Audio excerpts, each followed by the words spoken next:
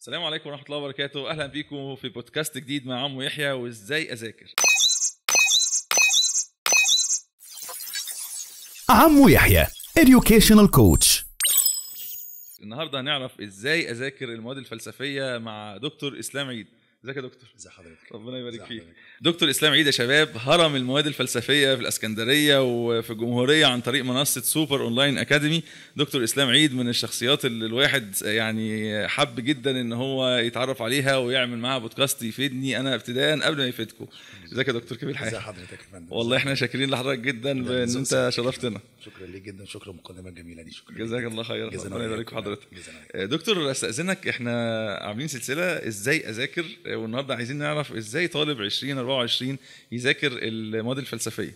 طبعا طبيعي ان انا بستضيف الاساتذه في ماده واحده وانا حضرتك ما شاء الله في مادتين حبيبي.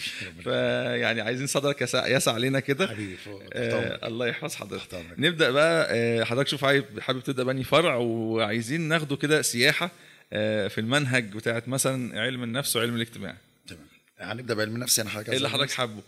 ماشي. هو علم النفس ماده لذيذه جدا، ماده تجريبيه غير الفلسفه، ماده معنويه. ايوه. ايه الفرق بين التجريبيه والمعنويه؟ التجريبيه حاجه انت تقدر تشوفها بعينك، يعني هنتكلم عن حاجات تقدر تشوفها بعينيك، تقدر تخضعها على الحواس، تقدر تتابعها. اما الفلسفه مصطلحات، قيم، اصول، حاجات ما تقدر تشوفها، حاجات تقدر تدركها بعقلك بس. فاحنا عندنا مشكله في الطالب بيواجهها في الفلسفه، رغم ان درجات الفلسفه دايما في الثانويه العامه بتبقى اعلى من علم النفس عامه بنسبه كبيره جدا. حتى السنه دي درجات الفلسفه اعلى من علم النفس، لان علم النفس ماده تجريبيه اكتر منها ماده نظريه. فماده علم النفس مثلا عندنا يعني ماده مقسومه نصين زي ما حضرتك عارف، عندنا علم النفس وعندنا اجتماع. تمام. ده بيبقى 3 ابواب وده 3 ابواب. تمام. جميل. الفلسفه والمنطق 4 و4 8. هي تاني اكبر ماده بعد التاريخ. يعني ماده التاريخ تعمل حوالي 152 ورقه، دي تيجي في المرتبه الثانيه على طول بعدها، من اكبر المواد على الطالب يعني، ومن اصعبها خصوصا في الجزء بتاع المنطق. ازاي اذاكرها بقى دي تختلف. طب خلينا في الاول في علم النفس والاجتماع والفلسفه والمنطق. الابواب دي فيها كام درس؟ احنا يعني عندنا كام درس في المنهج؟ مثلا عندنا مثلا بتتكلم كمدرس تقسيمه ولا كطالب؟ لا احنا عايزين نعرف الطالب اللي هو لسه جديد داخل. تمام. احنا مثلا عندنا الباب الاولاني مثلا بيتكلم عن حاجه اسمها الذكاء. مش الباب كله طبعا، جزء من الباب بيتكلم عن حاجه اسمها الذكاء، والجزء الثاني اسمه التعلم. تمام. ده الباب كله. جميل. التعلم ده مقسوم الى حاجه اسمها نظريات التعلم وحاجه اسمها اسس التعلم. مقسوم يعني كل درس مقسوم، لكن هم كسب تايتلز هم درسين، الذكاء والتعلم. تمام. ده الباب الاولاني. الباب الثاني بيتكلم على النمو والارتقاء، مراحل نمو الانسان. تمام. غير مقسم طبعا، الا لو في مدرس بيحب يقسمه، هو غير مقسم. يجيب مراحل الطفل من اول ما كان جنين لحد الفتره اللي بيمر بيها الطالب وهي فتره المراهقه. سليم. اما الباب الثالث انا شايف ان هو الباب الوحيد الخاص بعلم النفس. هو الباب الوحيد الخاص بعلم النفس. والباقي ده كانوا بيدرسوا ايه؟ الباقي ده كله تقدر تتكلم عليه نشاطات عقليه، كفاءات عقليه، او فروع من علم النفس او علم النفس الادراك او علم النفس النمو. لكن الباب الاخير هو الوحيد المتخصص، بيتكلم على الشخصيه وانماطها، الحيل الدفاعيه، الاحباط، الصراع، حاجات اللي تخص علم النفس اللي قال عليه فرويد واللي قال عليه يونغ واللي قال عليه الناس العظام دول. اما الجزء الاولاني فهي عمليات ادراكيه، نقدر نصنفهم على انهم عمليات ادراكيه. سليم. اذا انت لو صنفت المنهج علم النفس هتصنفه الباب الاول عمليات ادراكيه او عمليات معرفيه، الباب الثاني نمو وارتقاء، الباب الثالث علم نفس. جميل جدا. ده اللي يخص علم النفس. بالنسبه لعلم الاجتماع برضو مقسم لثلاث ابواب. الباب الاولاني بيتكلم عن حاجه شبيهه بالبناء الاجتماعي اللي كنا بندرسه زمان، العلاقات الاجتماعيه والتفاعلات. تمام. ده يعتبر انا بصنفه فصل لوحده. هو بيتكلم عن حاجه اسمها الظاهره الاجتماعيه، اللي هي الظواهر الاجتماعيه، العادات والتقاليد اللي بتظهر وسط الناس. ده بالنسبه للباب الاولاني. الباب الثاني باب الى حد ما تقني شويه، بيتكلم على علاقه علم الاجتماع بالعلوم الاخرى، علاقه علم الاجتماع بالفلسفه، وعلاقه علم الاجتماع يعني جزء نظري اكتر، علاقه علم الاجتماع بالسياسه، علاقه علم الاجتماع بكل فرع من فروع المواد الادبيه او النظريه. جميل. في جزء ما منه في الباب ده كله بيتكلم عن الثقافه. درس من الدروس القيمه جدا من وجهه نظري، وبيدوم ثقافتين، ثقافه العمل الحر وثقافه العمل التطوعي. بيعلم الشاب يعني ايه ثقافه عمل حر، اللي هو ينسى بقى شغل الحكومه ويبدا يركز على مهاراته الشخصيه. والجزء الثاني بيتكلم على ثقافه العمل التطوعي، لا تطوع. اما الباب الاخير بيتكلم بقى على بعض المصطلحات اللي موجوده في المجتمع زي العولمه والعنف والتطرف والدراسات العلميه او ما يسمى بالمواد العلميه. جميل ده جدا. بالنسبه لماده علم النفس والاجتماع، علم النفس ده تصنيفها بسرعه كده. جميل. ندخل الفلسفه والمنطق. فلسفه بقى ده موضوع تاني بقى. ايوه. يعني انا كمدرس من المدرسين ما بحبش اقسمهم لاجزاء، لان باب الفلسفه مش مقسم للفصول، هو 4 ابواب. الباب يعني باب، وكل باب تحتيه عناوين كتيره، يعني في ابواب بتصل للعناوين اللي فيها ال 32 عنوان سبتايتلز جانبي، هي 20 عنوان، 18 عنوان، 15 عنوان. عشان كده تبقى تقيله على الولاد. بتبقى تقيله عشان هي مفرعه كتير قوي. يعني اول باب مثلا بيتكلم عن فلسفه البيئه واراء الفلاسفه المسلمين والغربيين والحضارات القديمه. تمام، ده الباب. وبيتكلم عن علاقه الانسان بالبيئه منذ القدم، من اول العباده التأليه والتقديس لحد المودرن او الثورات الحديثه والتطور العلمي ووصوله للاحترام. والباب الثاني بيتكلم جزء علمي شويه، اسمها فلسفه علوم. تبع فلسفه العلوم حاجه اسمها البايوتيك، اخلاقيات الطبيب واخلاقيات الطب عموما يعني. الباب الثالث اخلاق العمل، بيتكلم عن العمل واخلاقيات العمل والوظيفه العامه. ثم الباب الاخير هو الباب الوحيد اللي يخص الفلسفه برضه. هو الباب الوحيد اللي يخص الفلسفه، وهو باب بيتكلم عن القيم. والله يا دكتور انا يعني ايه ميزه ان دكتور اسلام معاه دكتوراه في الفلسفه، حاسس حضرتك بتتذوق المنهج. انا مش بحب بس الفلسفه. انا من هواة الفلسفه اكتر من علم النفس. انا درست ده ودرست ده وعملت دبلومه عامه في علم النفس، دبلومتين كمان ما شاء الله. اما بالنسبه للفلسفه تخصصي هي تخصص اكتر يعني، فبحبها اكتر بكتير من علم النفس، رغم ان انا المادتين بالنسبه لي حلوين جدا. بس الفلسفه بحس انها بتخاطب العقل اكتر من علم النفس. علم النفس بتخليك مشاهد، الفلسفه بتخليك ممارس. بس هو يعني علم النفس انا يعني كمستخدم عادي بقى، انا طبعا يعني ارى ان هو ربما يكون تطبيقاته العمليه للافراد متشافه اكتر. هو علم النفس فعلا استخداماته اكتر، لكن الفلسفه بتغذي العقل اكتر. وغير كده لو حضرتك رجعت الماضي قوي، ما كانش في حاجه اسمها علم نفس، ما كانش في اي حاجه اسمها تخصصات متخصصه حضرتك بتشوفها. هي كانت الفلسفه بس. الفلسفه دي هي اللي طلع، يعني التفكير عموما هو اللي طلع الفيزياء وطلع الكيمياء وطلع الاحياء وطلع، يعني هم كلهم بيتلموا تحت مسمى الفلسفه.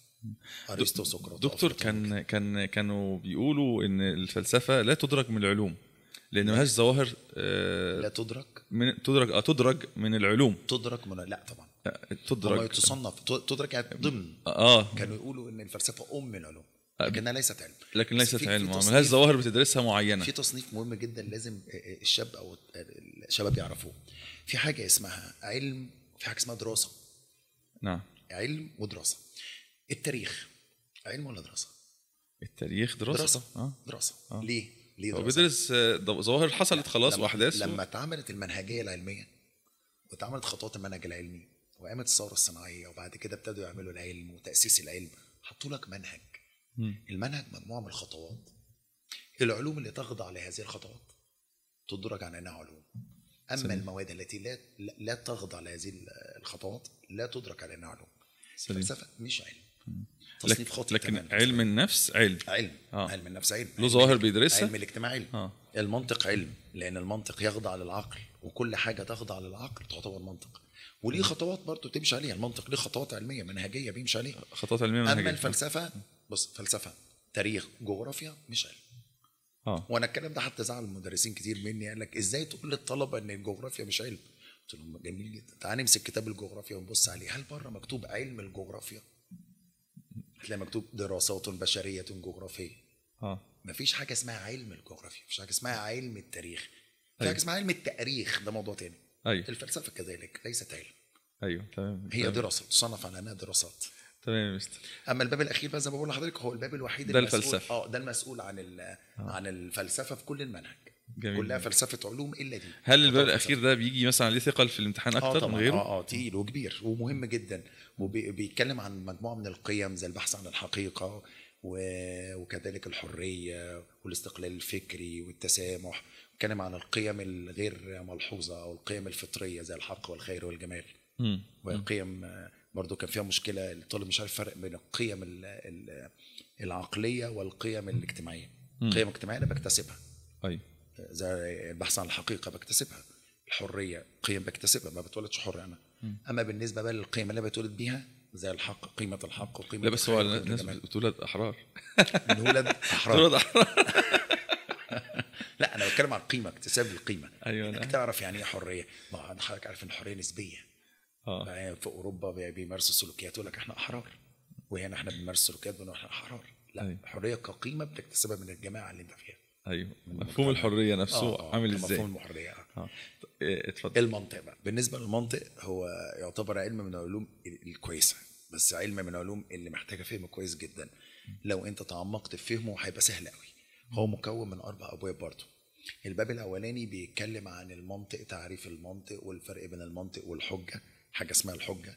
هم درسوا جزء منها في تانية بس مختلفه تماما عندهم في ثالثه يعني. الحجه الاستقرائيه والاستنباطيه. وبعد كده ابتدى يتكلم عن حاجه اسمها المنهج العلمي، اللي هو خطوات اللي كنت لسه بكلم حضرتك عليها. ظهور المنهج العلمي عند واحد من اعظم الفلاسفه في الكون من وجهه نظري، هو واحد اسمه فرانسيس بيكون. كان هو الاساس في ظهور النهضه الاوروبيه، وجون ستيوارت ميل. وما نسوش طبعا في الباب ده انه بيتكلموا عن الفلاسفه المسلمين زي جابر بن حيان والحسن بن الهيثم. فهو باب من الابواب الشيقه جدا، بيتكلم على خطوات المنهج. يعني المنهج بمنتهى البساطه الطريقه بتاعتك، طريقتك انت الصبح بتصحى ليك طريقه معينه. تمام. انا كذلك بقوم الصبح ليا طريقه تانية. هم بقى دول ابتدوا يدرسونا الطرق اللي بندرس بيها الظواهر. تمام. الباب الثاني هو باب منطقي رمزي شويه، بيتكلم عن المنطق الرمزي، او بالاحرى يعني المنطق الرياضي. بيتكلم عن حاجه اسمها الاستنباطات، انواع الاستنباطات، وبيتكلم عن حاجه اسمها الصياغه الرمزيه اللي هي الجمل العربيه، جمله باللغه العربيه امتى تكون صادقه وامتى تكون كاذبه. والجمل اوقات بتتكون من جزئين، زي احمد مدرس وابراهيم لاعب. اصبح دول جزئين. امتى الجمله كلها تبقى صادقه وامتى كلها تبقى كاذبه؟ فاحنا بقى بنفنط بقى مع الطالب دي امتى تكون صادقه وامتى تكون كاذبه. الباب الثالث منهجيه علميه، منطق علمي، بيتكلم عن خطوات المنهج العلمي المعاصر.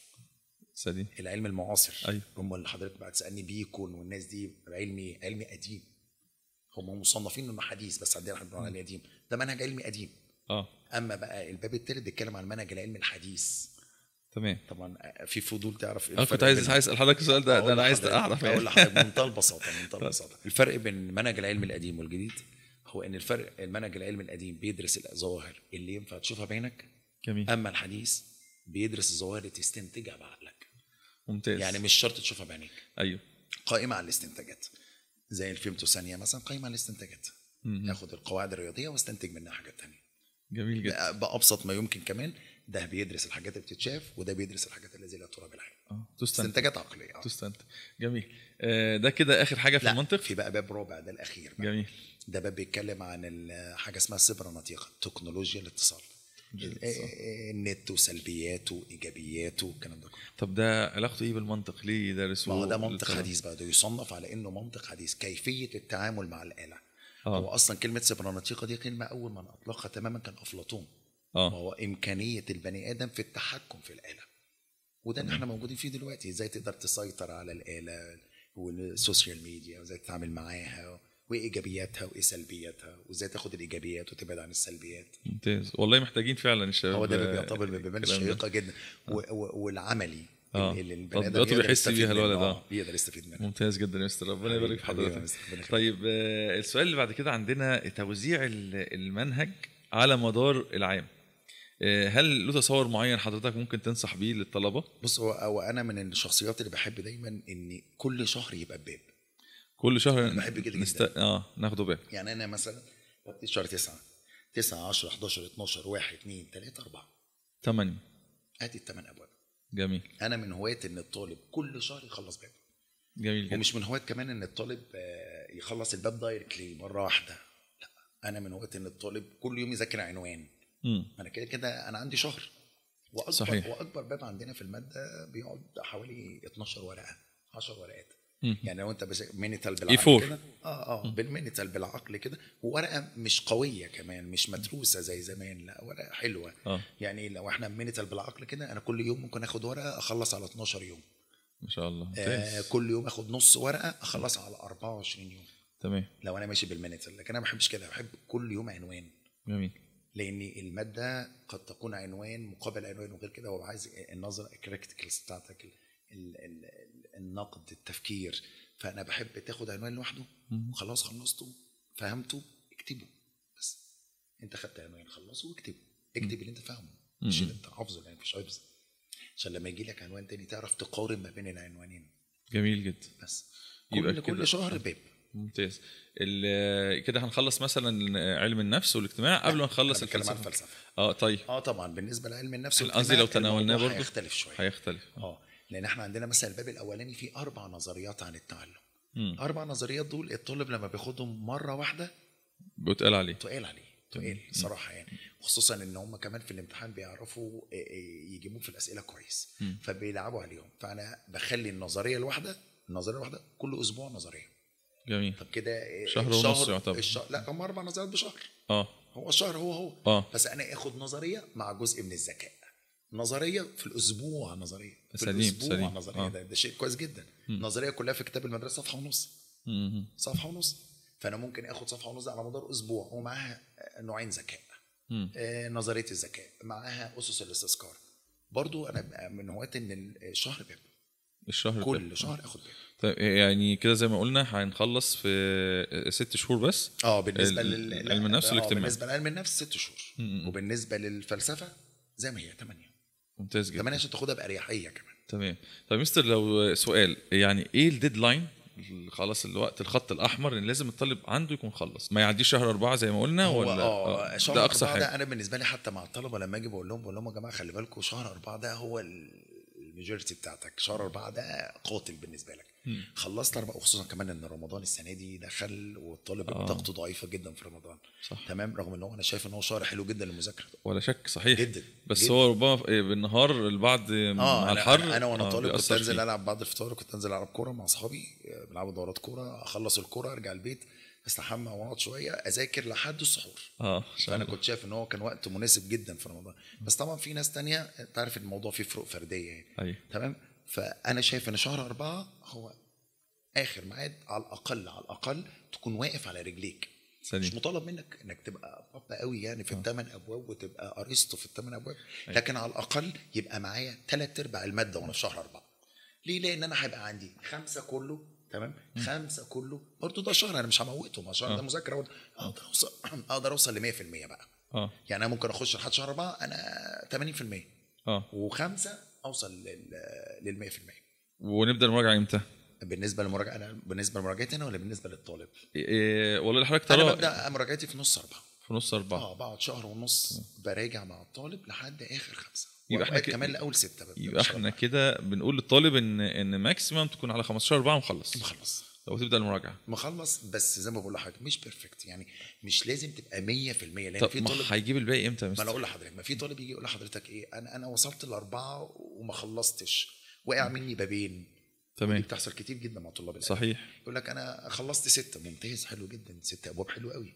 طب والبابين دول هخلصهم امتى؟ لسه عندنا شهر ونص. طب عشان المراجعه عشان حضرتك ما هو الاثنين مع بعض. قصدي حضرتك ان هو يكون بياخد من اللي فاضل له وبيراجع من اللي قدام. وخصوصا ان المدرسين كلهم الافاضل اللي ماده فلسفه بييجوا في المراجعه بيراجعوا شرح حاجات.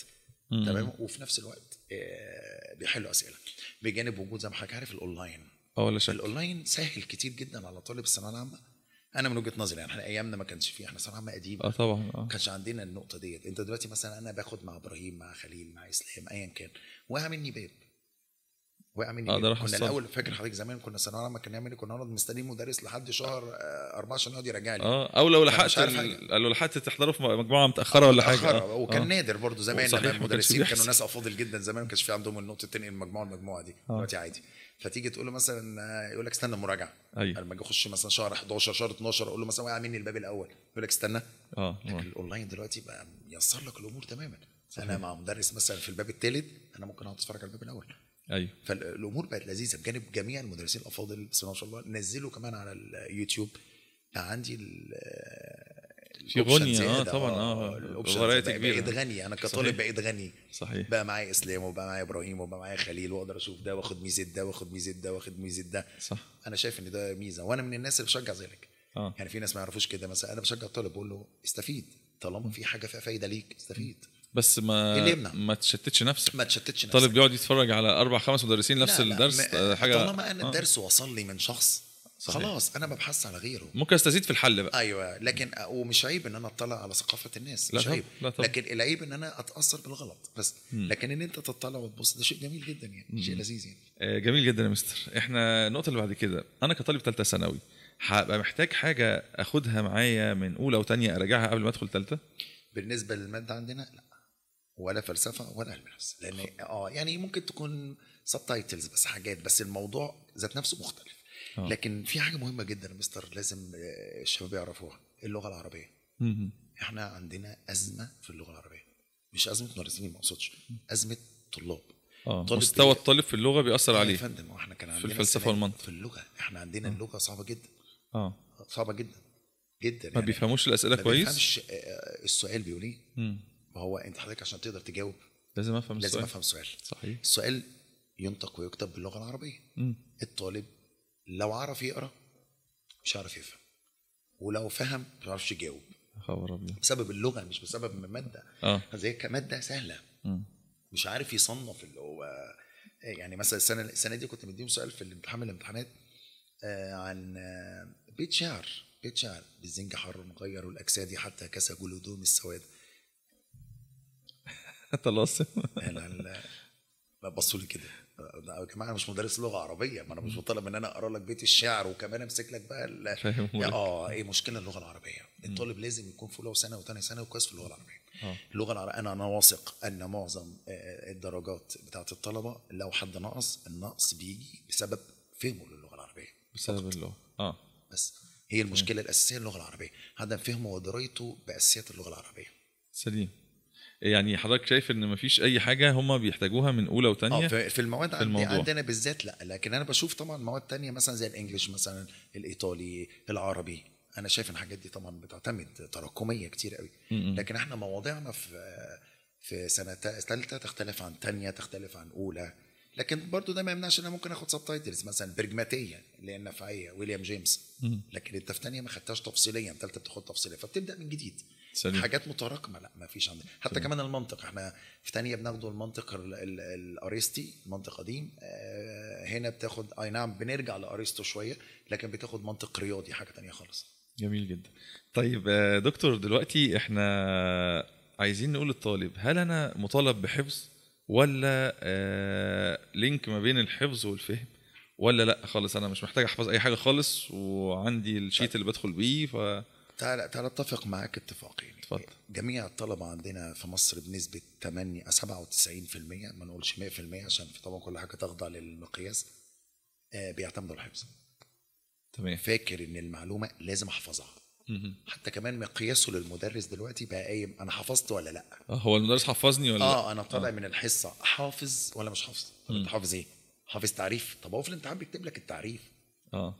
وفي الامتحان بيديك كتيب المفاهيم. طب ما انا بقى اشرح للطالب يا جماعه بعد اذن حضرتك انا دلوقتي السطر ده انا حفظته، تعريف من التعريفات مثلا. تمام. ماشي. انا مثلا عندي تعريف التعلم مثلا عندنا هو تغيير شبه دائم في الاداء ناتج عن الخبره او الممارسه. طب انا ممكن اكرره معاك 15 مره. يلا، هو تغيير شبه دائم في الاداء ناتج عن الخبره او الممارسه. قعدنا حفظناه.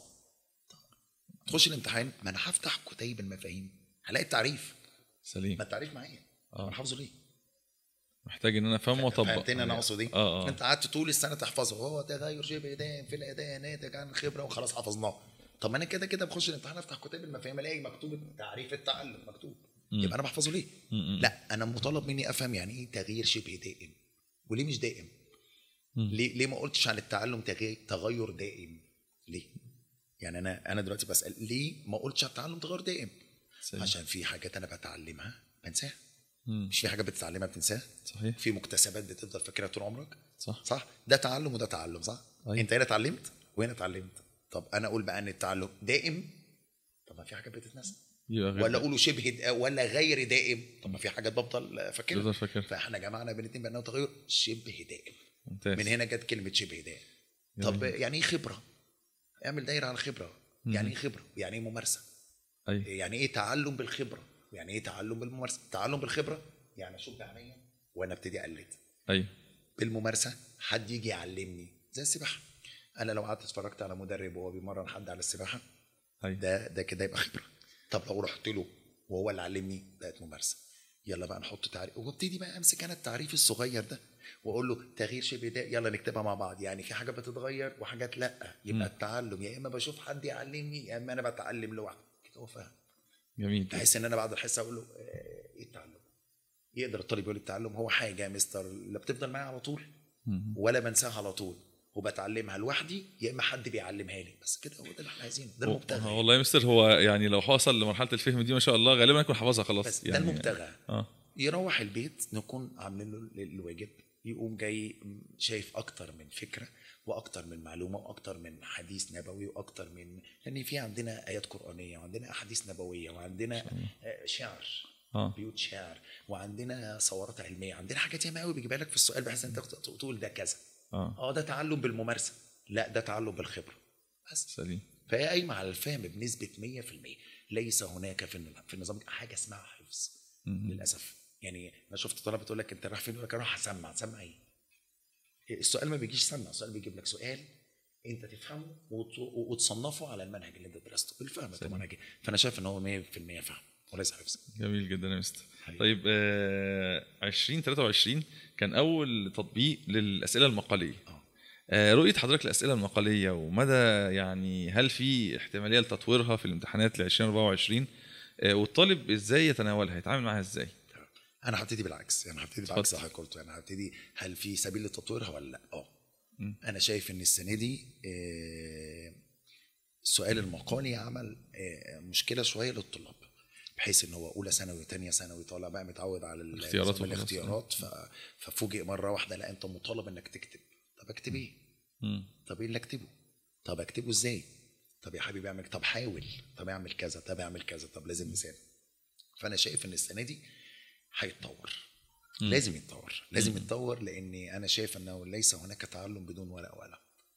ده وجهه نظري الشخصيه، يعني ما فيش حاجه اسمها انا اتعلم بالاختيارات فقط. ما فيش حاجه اسمها كده. انا شايف كده. حتى كمان المشكله بتاعت كليه حقوق كانت قائمه على نفس الفكره برضه. طالب طول السنه متعود على الاختيارات، مره لا على الاختيارات مره واحده قال له مقالي. طبعا حتى في كوميكس انا شفته منزلين اجابه طالب انا قريتها مضحكه. صعب قوي ان دي تبقى صياغه وطريقه وكتابه طالب عدى ب 16 17 عدى بسنتين دراسه حتى. فانا شايف ان المقال لازم يعزز ويزيد. على الاقل يبقى على الاقل 4 اسئله او 5 اسئله ويبقوا مصنفين ومعروفين. سؤال رايك، سؤال عقب، سؤال انقد، الكلام ده. لان حتى كمان احنا واحنا بنشرح انا بعاني كتير جدا عشان افهم الطالب ايه الفرق بين التعقيب، ازاي تعقب، ازاي تنقد، ازاي تقول رايك. يعني الطالب بيتعامل مع الثلاثه دول على انهم مترادفات. هو يقول لك مش عقب هي قول لي رايك، طب ما الاثنين واحد، ما في الاثنين اقول رايي. لا في عقب، في قول رايك او عبر برايك، في انقد، والثلاثه مختلفين. سليم. فانا شايف ان هو لازم يزيد ولازم ياخد سب تايتلز اساسي. يا جماعه الطلبه هتاخد سؤال نقد، سؤال ابداع. سؤال ابداع، يعني انا قعدت امرنهم على سؤال الابداع ده كتير. انا عايز سؤال ابداع، يعني يكون الحلول من دماغ الطالب. فانا شايف انه هيزيد. ده رقم 1. رقم 2 ايه تاثيره السنه دي؟ لا تاثير كبير. اثر كتير على الطلبه بفقد درجات. فقد درجات. تحله ازاي؟ بمنتهى البساطه. هتقرا السؤال تفهمه. اي سؤال في الدنيا لازم يكون من 3 حاجات: مقدمه، متن، خاتمه. ده وجهه نظري وده العلم اللي احنا درسناه. لازم السؤال يبقى له مقدمه، والمقدمه تستقى من السؤال ذات نفسه، ثم المتن اللي هي الاجابه دي اجابتك، ثم تعزيز الاجابه اللي هو النهايه بقى. ده بيبقى بمثال، بنقدك، برايك. يعني مش حاضرني حاجه معينه عشان ما ازودش على حضرتك، ولكن انا شايف ان هم دول ال3 مكونات. اسمك ايه؟ ده سؤال مثلا مقالي. اسمك ايه؟ والله انا اسمي، ده المقدمه. اسمي اسلام محمد ابراهيم عيد، ده متن. وانا شايف ان الاسم معناه كذا، ده الخاتمه. فاي سؤال لازم يبقى له مقدمه ومتن وخاتمه، الا المنطق لازم يبقى له مقدمه ومثال وتعليق على المثال. حتى هو السنه دي انا قلت للطلبه هيجيب لك مثال على الحجه، جاب لهم مثال. لازم حضرتك تعمل مثال وتعلق عليه يعني تشرحه. سليم. بس وانا السنين الجايه متهيألي هيزيد امكانيه المقاله هتزيد. دكتور النقطه اللي معانا بعد كده كيفيه المراجعه. رؤيه حضرتك لكيفيه الطالب يراجع ازاي؟ انا وصلت ل4 او 15 وخلاص الحمد لله خلصت المنهج بتاعي وهبدا اراجع. طب انت قلت كده خلصت المنهج بتاعي، يعني انا هتكلم على الطالب اللي مخلص ولا هتكلم على الطلبه عموما؟ والله يا مستر يعني لو عندك عايز تتكلم على الطالب اللي لسه ما خلصش كمان هيراجع ازاي، يبقى حضرتك اثريت الموضوع. تمام. بص حضرتك، هو احنا بنوصل لشهر 4 بيطلع لك صنفين من الطلاب. ايوه. صنف عايز شرح وصنف عايز حل. تمام. يعني الطلبه الممتازه، الطالب الممتاز اللي من اول السنه مخلص اللي عليه مش محتاج حاجه، يقول لك لا انا عايز حل. انت هتقعد تشرح لي تاني ليه؟ طب ما انا كده كده الشرح انا فاكره في دماغي ومن 14 وانا في الباب ده اصلا كويس. انت ليه تقعدني شرح تاني؟ تمام. وفي طالب لا جاي لك عشان عايز شرح، عايز يلم المنهج لسه تاني. وجود الاونلاين بقى حل المشكله. ممتاز. او وجود اليوتيوب بالذات، لان انا مثلا نزلت المنهج كله، ومعظم المدرسين الافاضل طبعا في ماده الفلسفه وعلم النفس نزلوا الصراحه، شفتهم كلهم ما حدش اثر مع الطلاب طبعا، نزلوا الفيديوهات بتاعتهم. فاصبح دلوقتي الطالب سيد قراره قاعد على عرش الماده. ليه؟ انا معايا الشرح تفصيليا ومعايا المدرس بيحل. فاصبح انا ملكت الدنيا. هو الماده ايه غير شرح وحل؟ الماده غير كده؟ انا عايز شرح، اهو الشرح اونلاين. لاني مهما كان المدرس على كفاءه عاليه، مهما كان مدرس على كفاءه عاليه، لما هيجي في المراجعه ما تقنعنيش انه بيشرح بالتفصيل. مش هيلحق. ونظام انا هراجع لك المنهج كله كبسولات والكلام ده كلام غريب قوي. لكن الطالب دلوقتي مالك ايه؟ انا معايا الفيديوهات الشرح اهي ومعايا المدرس بيحل. فاي مراجعه في الدنيا عايزه شرح وعايزه حل، والمدرس بيحل لازم يكلمهم على السؤال. زي ما قلنا لحضرتك من شويه، افتقاده لاساسيات اللغه العربيه. زي كلمه ليث 90% فاكرين. لا وفي بنت السنه دي قالت لي كده، قالت لي ليث دي اللي هي جمع لسه. ما شاء الله. يعني فلا بس البنت شاطره جدا خلي بالك. يعني بس ما مرتش عليها يعني مش خالص والله. ما هو ده اللي بقوله لحضرتك. مش معنى كده ان هي سيئه، لا لا خالص. وعلى فكره هي كلمتني من قيمه يومين جايبه 86 كويس جدا. انا راضي بيها جدا كادبي. 85 وشويه حلو جدا. انا قلت لها ممتازه جدا. طبعا تعتبر دي عملت سكور يعني رضا ده كده رائع جدا. وكانت مخش عايزه تخش تربيه ولا اداب. فهي حاجه كده ممتازه جدا. فهي مش بتقول كده استعباط ولا بتقول كده لا هي البنت عندها قابليه للتقبل، بس هي ما تعرفش. طب ده يعني يجبروه بالحل كتير مثلا؟ كل ما هتشوف اسئله كتير هتتعرف على انماط وافكار جديده، فهتعرف الكلمه دي معناها ايه، وبرضه تثري لغتها. وده اللي حصل في اخر السنه. انا وصلت لدرجه ان انا شايف طلاب انا مبسوط بيهم، بس ما شاء الله ما شاء الله وصلوا درجه عاليه جدا من العلم. انا في واحد كان بيناقشني كمان في الكلام اللي بقوله ما شاء الله. وده بيسعدني جدا لما اقف قدام طالب يناقشني او يقول لي لا انا شايف ان ده غلط. وبعت لي على فكره على ايمن اللي شغال معايا، بعت له وقال له انا عايز اقول لمستر اسلام حاجه اتمنى ان هو يسمعها مني. فايمن بعت لي نمرته وكلمته ما شاء الله، وقال لي انا عايز كذا وكذا مستر وحضرتك قلت كذا وده الولاد فهموه غلط. فكان لازم توضيح وفعلا اخدت كلامه. يعني احب الطالب جدا ينقدني علميا، وبالفعل اخدت الكلام اللي هو قاله. وتاني حصه على طول ابتديت اوضح لهم، اقول لهم يا جماعه انا قلت كذا صح؟ قالوا لي قلت لهم انا كنت اقصد كذا. انت بقى فهمت حاجه غلط فدي حاجه ترجعك عشان دماغك شمال. انا ما اقصدش، انا اقصد كذا وكذا. وقعدنا نضحك والناس تفهمت الموضوع. دكتور، النقطه اللي بعد كده، عندنا طلبه كتير بتبعت لي على الخاص وعلى جروب الثانويه اسال مع عمو يحيى بيسالوا اجيب كام كتاب للماده. فهل حضرتك ترى ان تعدد الكتب ده فايده للطالب؟ يعني انا كنت بنصح ان توحيد مصدر المذاكره عشان ما نعملش تشتت للطالب. هل حضرتك ترى بقى ان هو يجيب كتب كتير مثلا يحل منها، ولا يكتفي بكتاب واحد؟ المواد تحتمل، المواد الفلسفيه يعني تحتمل ان الطالب يجيب كتابين او 3 يحل منهم. طبعا تجيب اكتر من كتاب. وزي ما بقول لحضرتك في الحل انت محتاج تحل كتير. جميل. محتاج تشوف كل يوم انماط اسئله مختلفه. لان زي ما كنا بنتكلم من شويه ان الماده العلميه ماده واسعه، فمحتاجه منك على طول ابديت. الكتاب ده جايب اسئله في المقدمه، الكتاب ده جايب اسئله في متن الموضوع، السؤال ده جايب بيت شعر، السؤال ده جايب حادثه معينه، السؤال ده جايب كلمه معينه. فانا شايف ان الحل الكتير توسع مدارك. طبعا يسر الطالب. وان في البدايه ممكن يكون تقيل على الطالب، ممكن الطالب ما يشوفش نتيجته في البدايه. يعني 90% يقعد يحل يقول لك انا مش شايف فايده في البدايه لكن مع التكرار ومع الوقت لا هتجيب له نتيجه كويسه جدا طبعا. اكيد في الاخر فانا بنادي ان هم يجيبوا اكتر من كتاب طبعا.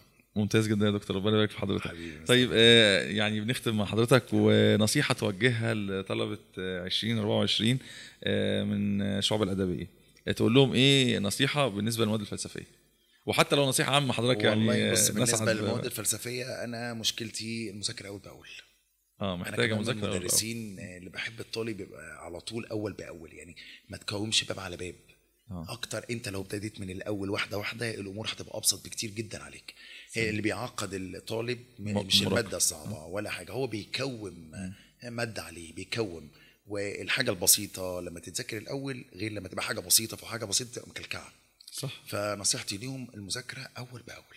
جميل جدا. اما النصيحه الثانيه ودي الاهم، يعني الثانويه العامه هي سنه عاديه جدا زي بقيه السنين، احنا اللي عاملين بعبع عليها واحنا اللي عاملين لها مشكله. ونجاح الطالب في حياته ملهوش اي علاقه بالثانويه العامه. الثانويه العامه هي سنه دراسيه زيها زي بقيه السنين، محتاج منك اجتهاد، محتاجه منك عرق وتعب، لكن مش هي مقياس حياتك. انا شايف ان مقياس حياتك هي بعد كده تخش كليه. يعني الناس بتقعد تموت نفسها عشان تخش كليه فلانيه وكليه علانيه، وفي الاخر خالص ممكن تلاقي صاحب الكليه ده ما اشتغلش، واللي يشتغل واحد اقل منه من وجهه نظرنا، يعني على التصنيف اللي احنا بنصنفه، كليات القمه وكليات الوسط وكليات القاع. تصنيف عقيم جدا ملوش اي قيمه. أيوة. تمام. انا شايف ان نجاح الطالب مش في ثانويه عامه فقط، في تنميه القدرات. يعني زي ما حضرتك شايف ان الفتره الجايه دي كلها قايمه على قدرات الطالب، الانجليزي والكمبيوتر واللباقه وطريقه الكلام ودراستك فانا شايف من وجهه نظري الشخصيه يعني ان الثانويه العامه ما هي الا سنه عاديه جدا، ولو انت خدتها على انها سنه عاديه جدا بمجهودك العادي، لا كله في نفس الوقت، بمجهودك العادي باللي انت بتجتهد بيه من اول العام الدراسي هتعديها بمنتهى السهوله، ولكن مش هي مقياس حياتك. سليم. جزاك الله خير يا دكتور، يعني سعدنا والله باللقاء المثمر دوت، ونتمنى ان شاء الله يكون يعني اكيد باذن الله يكون افاد الطلبه بتوعنا، وتوعدنا ان شاء الله بلقاء تاني باذن الله. يا رب اتمنى من الله سبحانه وتعالى ان شاء الله يبقى حضرتك تاني، خصوصا حضرتك شخص من الاشخاص اللي انا استريحت لها جدا. الله يحفظ حضرتك، اتمنى اشوف حضرتك تاني بخير باذن الله، والكاست كله بخير ان شاء الله. تسلم يا دكتور، ربنا يبارك فيك. ربنا يخليك ان شاء الله. تابعونا يا اولاد، هنكمل لكم سلسله ازاي اذاكر مع بقيه المواد، وشكرا ليكم. كنتم مع عمو يحيى.